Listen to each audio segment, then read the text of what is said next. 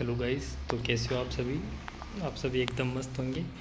और आज अपन बात करेंगे कि जो पैथोलॉजी है उसमें लिखने का तरीका क्या होता है। जो पैथोलॉजी में अपन याद तो बहुत कुछ होता है, और अभी तो सेमेस्टर एग्ज़ाम जस्ट पास में है, तो क्या पता किसी को इस बार एग्ज़ाम भी जल्दी हो रहे हैं, तो क्या पता किसी को इतना कुछ याद नहीं है। तो लेकिन फिर भी अपने को अच्छे नंबर लाने के लिए अच्छा लिखना ज़रूरी होता है। अपनी राइटिंग कैसी भी हो, मतलब कि राइटिंग पे डिपेंड नहीं करता, डिपेंड करता है कि अपने का जो प्रेजेंटेशन है, अपना जो लिखने का तरीका है वो कैसा है। तो आज मैं बताऊंगा कि जो पैथोलॉजी है उसके अंदर जो डिजीज़ पोर्शन है से क्वेश्चन आते हैं उनमें कैसे क्या लिखना होता है। बाकी लॉन्ग क्वेश्चन कैसे लिखना होता है वो भी मैं बताऊंगा। लिखने का तरीका अपना क्या होना चाहिए। जो भी डिजीज़ पोर्शन है, जो एमएसएन फर्स्ट सेकंड दोनों में अपन ने डिजीज़ पढ़ लिया, तो वही सेम डिजीज़ इसके अंदर है। तो डिजीज़ पोर्शन को पढ़ना नहीं है, बहुत बड़ा चैप्टर्स है। अगर अपन इस पर ध्यान देंगे ज़्यादा तो इतना कुछ पढ़ नहीं पाएंगे। तो इससे अच्छा है इसको छोड़ दो डिजीज पोर्शन को, और लिखने का तरीका देखो कि क्या तरीका होना चाहिए जिसकी वजह से अपने अच्छे मार्क्स आ सके। अपना प्रेजेंटेशन किस तरीके का होना चाहिए, ये सभी बातें मैं आज के वीडियो में बताऊंगा। तो अपन शुरू करते हैं। कोई भी डिजीज़ आया, डिजीज़ में सबसे पहले अपने को लिखना होता है इंट्रोडक्शन। जैसा कि आप यहाँ पे देख रहे हैं इंट्रोडक्शन। इसके बाद इंट्रोडक्शन लिख देंगे। कोई भी डिजीज़ है उसके बारे में, वो कहाँ से ओरिजिनेट होता है, या फिर वो कौन से डिजीज़ है उसके बारे में लिख देंगे। उसके बाद में उसके डेफिनेशन और टाइप्स, अगर टाइप्स है तो टाइप्स लिखने ज़रूरी है, और डेफिनेशन उसकी लिखनी ज़रूरी है। तो अपन डेफिनेशन और टाइप्स लिख देंगे। उसके बाद में उसके साइन सिम्टम्स है, जो क्लिनिकल मैनिफेस्टेशन है वो लिख देंगे जिस भी डिजीज़ के। लेकिन जो मैं मेन चीज़ इन पे ज़्यादा फोकस नहीं कर रहा हूँ, क्योंकि ये अपन ने एमएसएन में पढ़ लिए, तो ये सारा कुछ डाटा वो ही लिखना होता है। डायग्नोस्टिक वैल्यूएशन जो अपन डायग्नोसिस करते हैं वो भी सारा कुछ वो का वही लिखना होता है। जो अपनी मेन बात है, अब मैं फोकस करूँगा हिस्टोपैथोलॉजिकल चेंजेस। हिस्टोपैथोलॉजिकल चेंजेस है जहाँ जो एग्जामिनर को मेनली नंबर देने के लिए उसको उत्साहित करता है। जो एग्जामिनर जिस चीज़ को देखता है मेनली, कि अगर हिस्टोपैथोलॉजिकल चेंजेस में क्या लिखा हुआ उसके अकॉर्डिंग ही डिजीज़ पोर्शन में नंबर देगा। अब इसके अंदर सबको पता है दो चीज़ें लिखनी होती।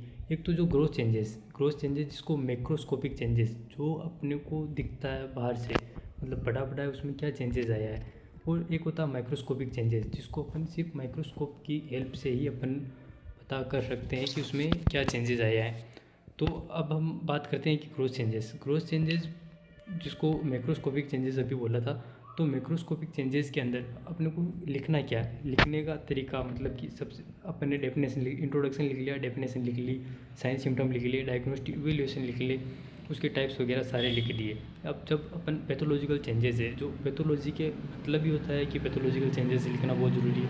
जब पैथोलॉजिकल चेंजेस अपन लिखते हैं तो उसके अंदर जो ग्रोथ चेंजेस है उसमें बड़ा बड़ा क्या चेंजेस आया, मतलब कि कोई भी डिजीज़ है वो किसी भी ऑर्गन को इफेक्ट कर रहा है, तो वहाँ पे बड़ा बड़ा जैसे इन्फ्लामेशन होगा तो वहाँ साइज़ इंक्रीज़ हो जाएगी, उसका कलर चेंजेस हो जाएगा, ब्लड सप्लाई इंक्रीज़ हो जाएगी, वहाँ पे फीलिंग है वो चेंजेस हो जाएगी।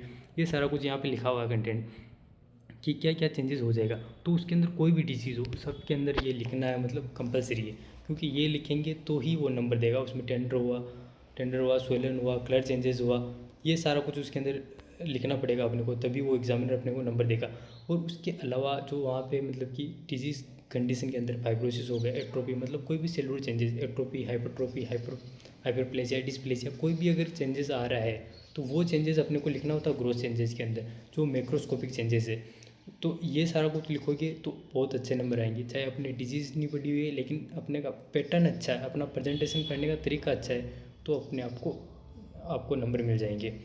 और अब इम्प्लामेशन लिखने के बाद में इम्प्लामेशन में क्या क्या चेंजेस होते हैं ये सारी स्टेप बना के लिख देना, ताकि एग्जामिनर को बहुत अच्छा लगे और वो बहुत अच्छे नंबर देंगे, वो इम्प्रेस हो जाएगा आपसे कि लिखने का तरीका एकदम गजब है। तो सबसे पहले कोई भी डिजीज़ कंडीशन अगर वहाँ पे इन्फ्लामेशन हो रहा है तो एक्सुडेट, मतलब कि वहाँ पे कोई भी चीज़, एक्सुडेट का मतलब होता है कि जो फ्लूइड का एक्युमुलेशन हो जाना किसी भी केविटी में या फिर किसी भी सरफेस पे, मतलब किसी ऑर्गन के पास में फ्लूइड का एक्युमुलेशन हो गया तो वहाँ पे पुरुलेंट फॉर्मेशन होगा, ग्रे वाइट कलर का हो जाएगा। तो उसके बाद में या तो रिकवरी हो जाएगी, रिकवरी होगी तो फाइब्रोसिस स्कार बन जाएगा और हीलिंग इंप्रूवमेंट हो जाएगा। और या फिर नेक्रोसिस, यहाँ पे टिश्यू नेक्रोसिस का मतलब होता है टिश्यू डेथ हो जाएगी। टिश्यू डेथ होने के बाद में ब्लैक, ग्रे, ग्रीन, कोई सा भी कलर हो जाए, normally black colour tissue death होने के बाद में जो ऑर्गन है वो ब्लैक कलर का हो जाता है।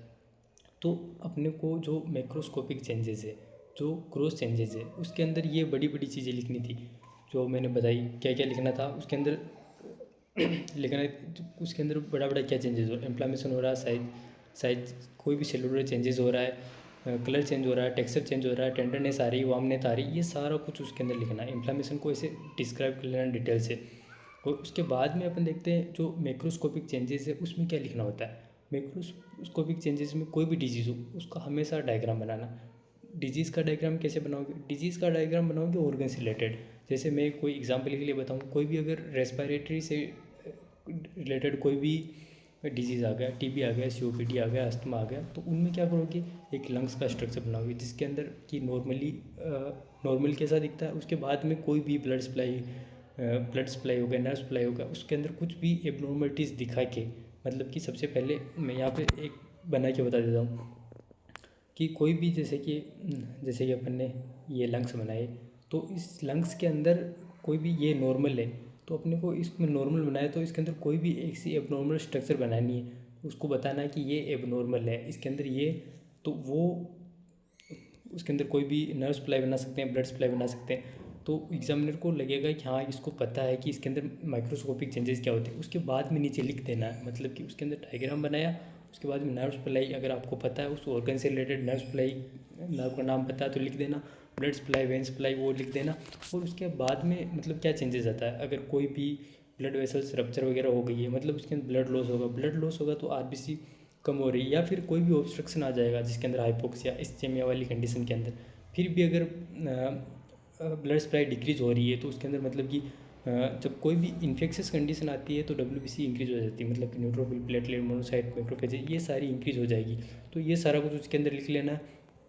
बाकी उसके अंदर कोई मतलब कि हमेशा ध्यान रखना है कि ऑर्गन का नेम लिखना है, जिस ऑर्गन से रिलेटेड मैक्रोस्कोपिक चेंजेस के अंदर जिस ऑर्गन से रिलेटेड उस ऑर्गन का डायग्राम, जो पहले 2 डायग्राम बनाने हैं, सबसे पहले नॉर्मल, देन सेकंड एबनॉर्मल, और उसके नीचे डिस्क्रिप्शन लिख देना कि जो भी क्या क्या चेंजेस हुए हैं उसके अंदर, जो मेनली लिखना अपने नर्व सप्लाई, ब्लड सप्लाई से रिलेटेड।